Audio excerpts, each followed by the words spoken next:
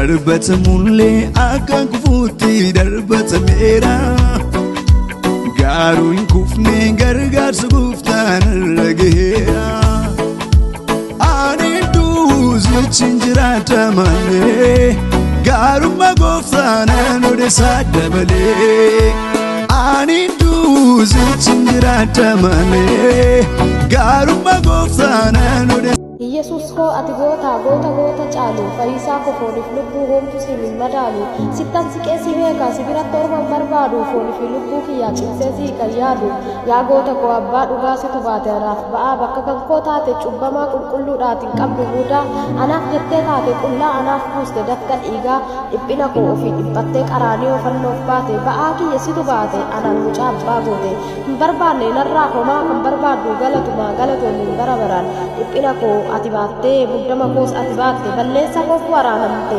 bakka kiyya caccabsamte cubbuu nama hundaa baatte aarsaa gootee lubbuu kennuuf laatte aarsaa gootee lubbuu kennuuf laatte ameen.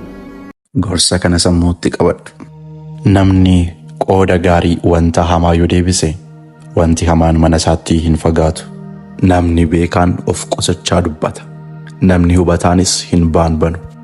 Diinni kee yoo beela'e buddeena inni nyaatu yoo dheebotes bishaan inni dhugu kenniif. Kana gochuu keetiin immoo gaabbee akka inni yeella'u hin goota.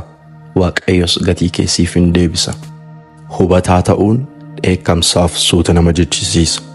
Balleessaa irra namaaf darbuunis ulfina isaati. Aariin bobaa gowwootaa jala waan boqotuuf ati daftee hin aariin.